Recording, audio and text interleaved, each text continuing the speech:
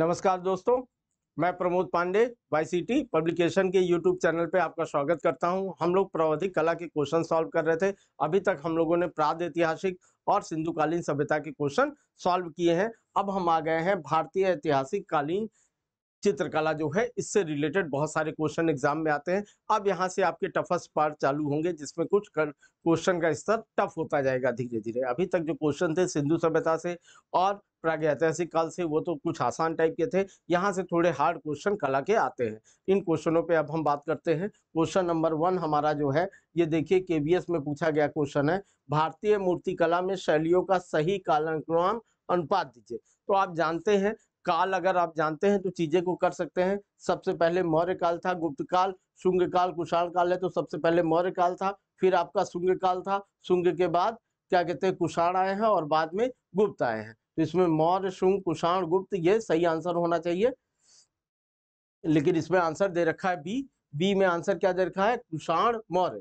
तो ये गलत हो गया, क्योंकि मौर्य से क्या बाद कुषाण आए थे। इसकी व्याख्या देख लेते हैं तो समझ लेते हैं। भारतीय मूर्तिकला में शैलियों का कालक्रम जो है, पहले देखिए मूर्ति शैली का निर्माण सबसे पहले 322 127 ईसा पूर्व, और वो कौन सा था, मौर्यकालीन था। फिर शुंगकालीन है 127 से 80 ईसा पूर्व, और तीसरा कुशाल कालीन है, और उसके बाद गुप्तकालीन है। तो ये आंसर गलत दिया है, कभी कभी हो जाता है। तो आंसर इसका सही होगा मौर्य, शुंग, कुषाण और गुप्त काल। ठीक है, व्याख्या आप देखेंगे तो आपको समझ में चीजें आ जाएंगी। और हम लोगों का मेन उद्देश्य ये भी है कि व्याख्या इस ढंग से लिख दें कि आपको उससे रिलेटेड कोई भी क्वेश्चन आए या कभी कभी आंसर गलत है तो उसको आप सुधार सकें। और इस ई बुक के थ्रू आप इसको मंगा सकते हैं। इसके अलावा अपने मोबाइल पे पढ़ना है तो ई बुक के थ्रू पढ़िए, लैपटॉप पे पढ़ना है तो ई बुक के थ्रू पढ़िए, वरना हार्ड कॉपी मंगानी है तो फ्लिपकार्ट से लेके हमारे ऑफिस में आप फोन कर सकते हैं, या दुकानों पे इसकी हार्ड कॉपी उपलब्ध है, वो मंगा के आप आराम से पढ़ सकते हैं। नो डाउट ये किताब आपके एग्जाम के लिए बहुत इंपॉर्टेंट है। भारतीय राष्ट्रीय ध्वज में बना चक्र कहाँ से लिया गया है? देखिए केबीएस टीजीटी में आया हुआ है, भरहुत स्तूप से, कोणार्क सूर्य मंदिर से, लोरिया नंदनगढ़ जो पटना में पाया गया है, सारनाथ। तो सारनाथ इसका सही आंसर होगा।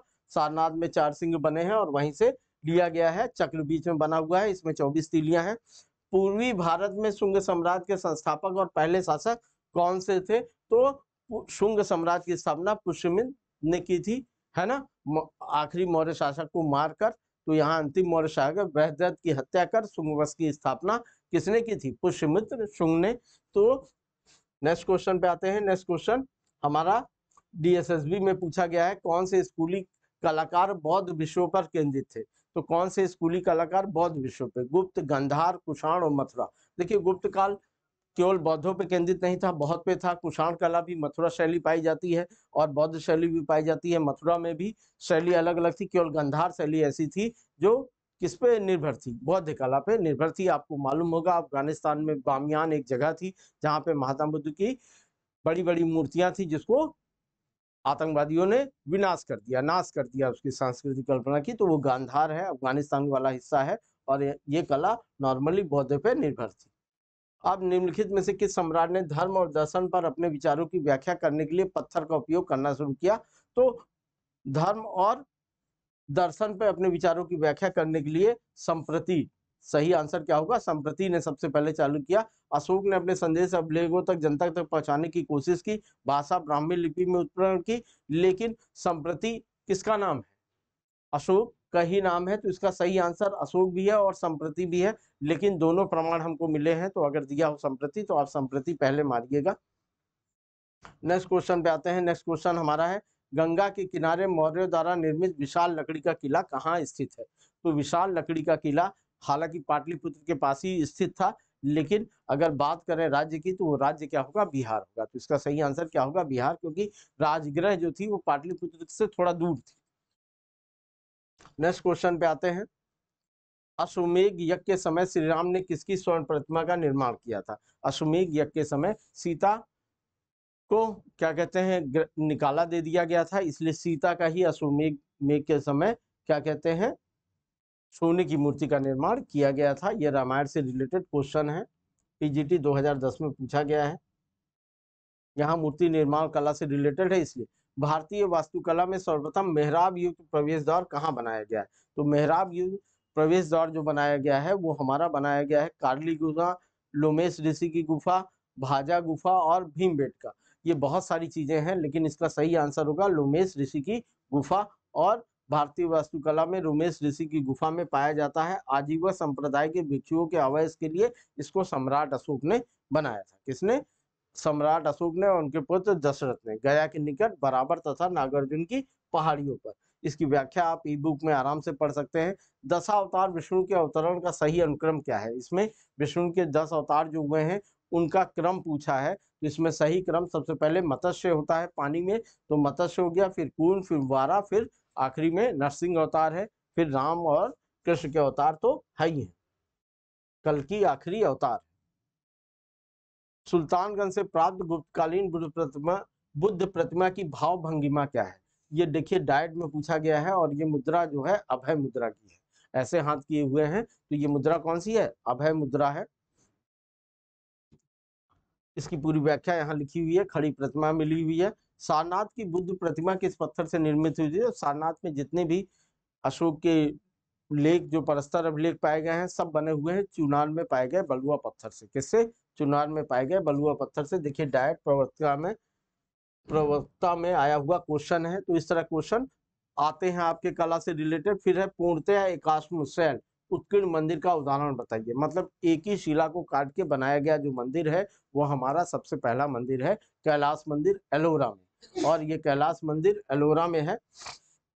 देखिए इसकी व्याख्या, एलोरा का कैलाश मंदिर है और इस मंदिर को एक ही क्या कहते हैं, चट्टान को काटकर, एक ही पहाड़ को काटकर बनाया गया है। परखम यक्ष नामक मूर्ति शिल्प किस कला का है? ये मौर्य कला से रिलेटेड है। किससे है? मौर्य कला से रिलेटेड है। यक्ष यक्षिणी की मूर्तियां बहुत मिली हैं, तो ये मौर्य कला से रिलेटेड है, मथुरा संग्रहालय में स्थित है।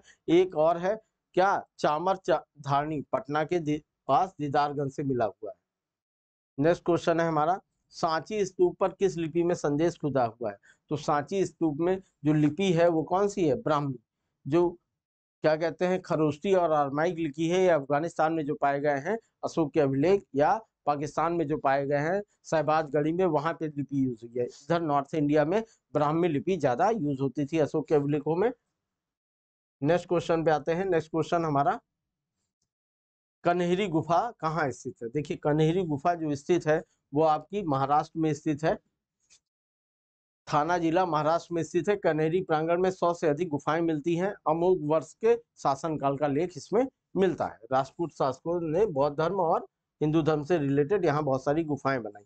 अशोक स्तंभों के शीर्ष पर अधिकांशतः बाघ, हाथी और किसको दर्शाया गया है? बाघ, हाथी के साथ उस समय जो वृषभ था, ये इंपॉर्टेंट है, ये याद रखिए। चारों जानवरों के नाम याद रखिए, बाघ, हाथी और वृषभ, और 4 सिंह बने हुए हैं।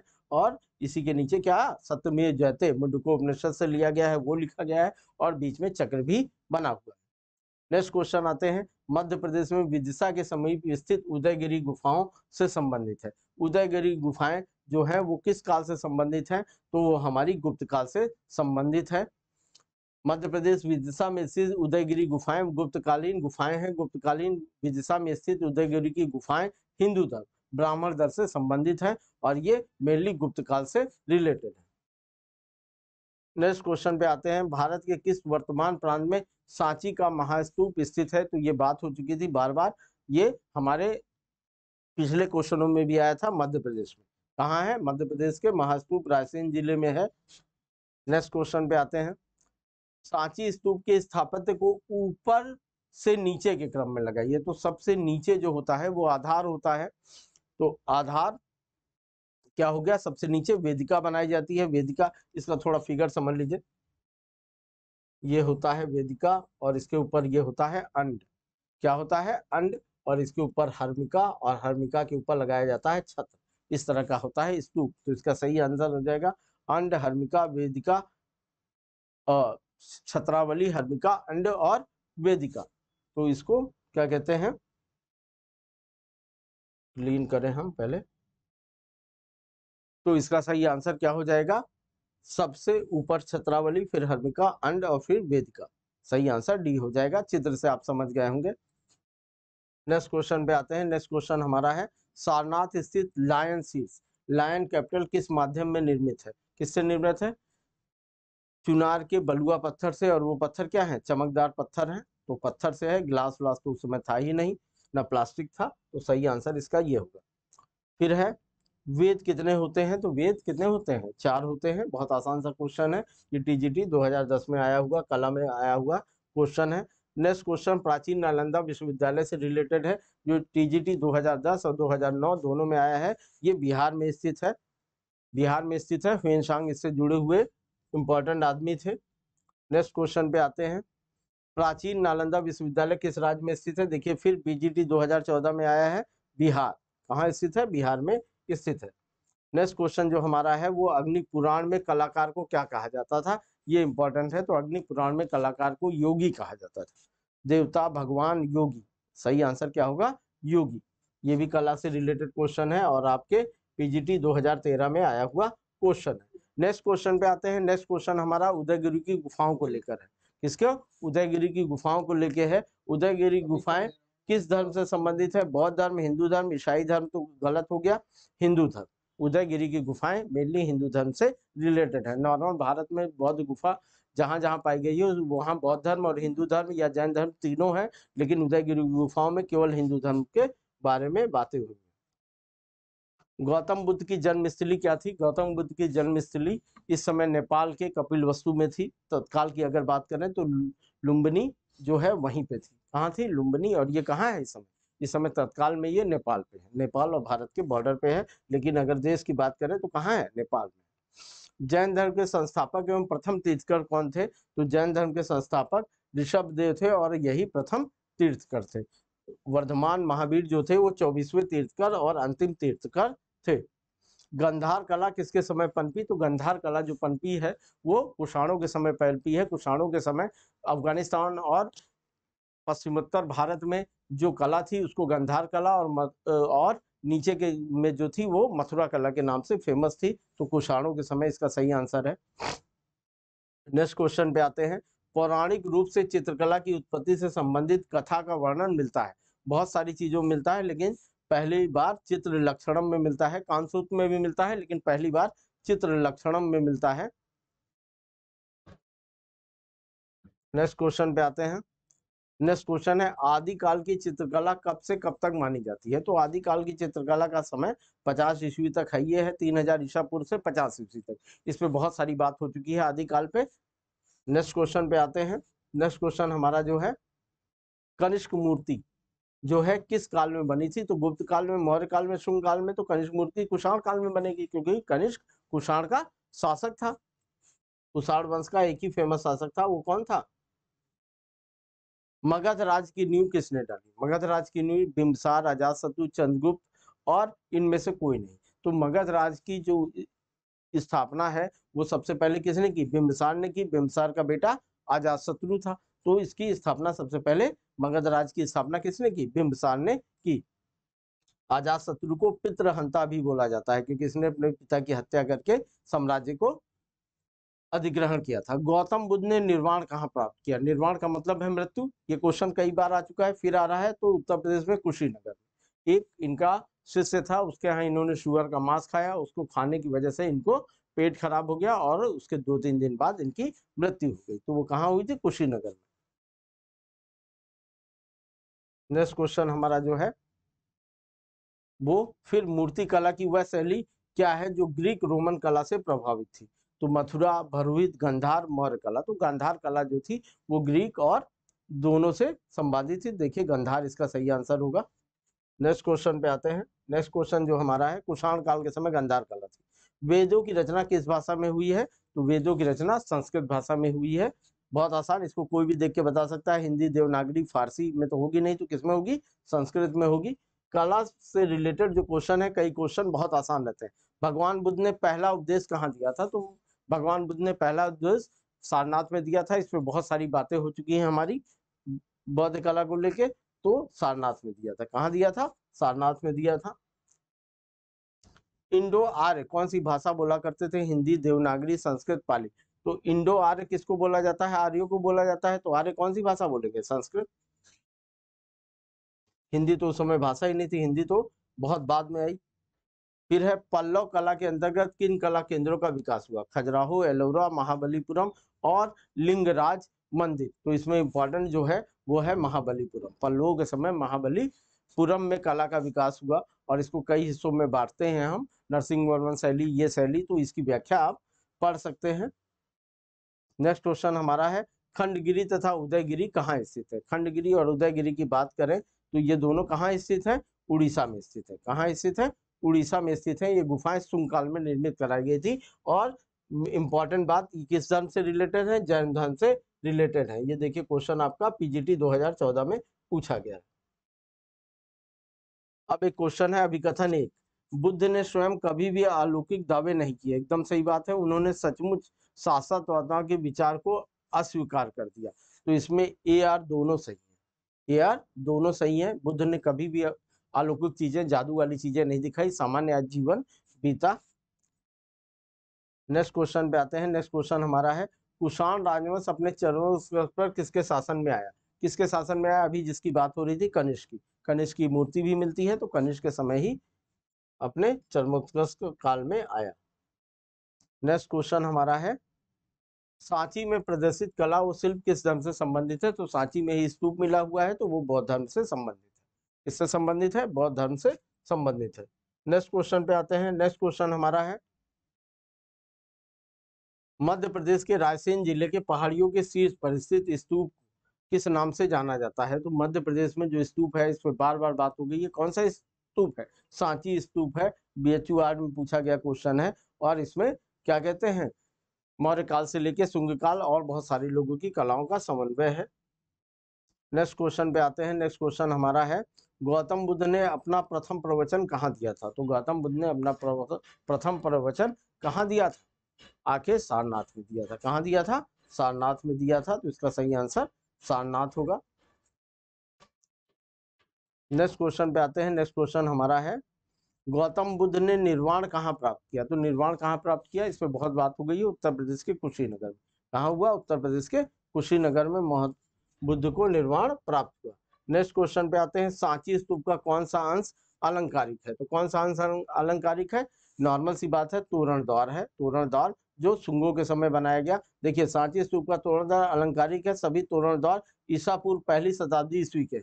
सबसे पहले दक्षिणी द्वार बनाया गया था, इसका मुख्य प्रवेश द्वार है। इसके बाद क्रम से उत्तर, पूर्वी और पश्चिमी तोरण द्वार बनाए गए।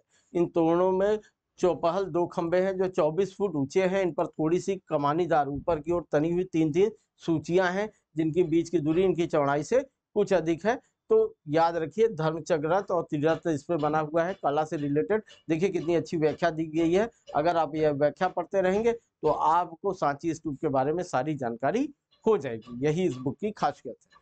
नेक्स्ट क्वेश्चन पे आते हैं। एमपीपीएसएस में पूछा गया क्वेश्चन था ये। नेक्स्ट क्वेश्चन जो हमारा है वो है सांची के स्तूप उत्तरी तोरणद्वार पे किस जातक कथा का वर्णन है? देखिए बहुत सारी जातक कथाओं का मतलब आप समझिए।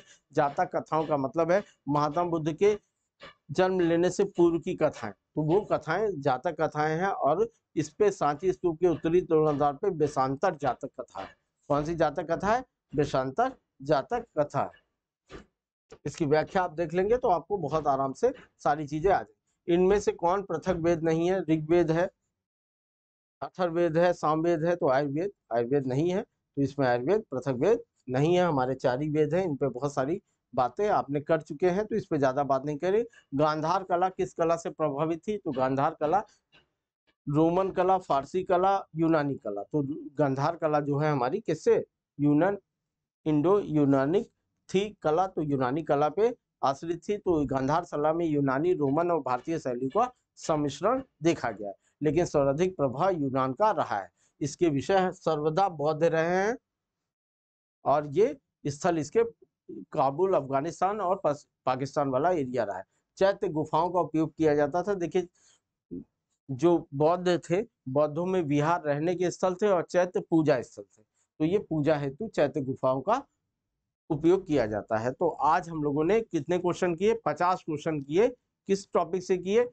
ऐतिहासिक काल से, है ना। प्राचीन ऐतिहासिक काल में जो कला का उपयोग हुआ उस पर। नेक्स्ट क्लास में भी हम लोग और क्वेश्चन करेंगे और एग्जाम में आए हुए क्वेश्चनों को देखेंगे। तब तक के लिए जय हिंद।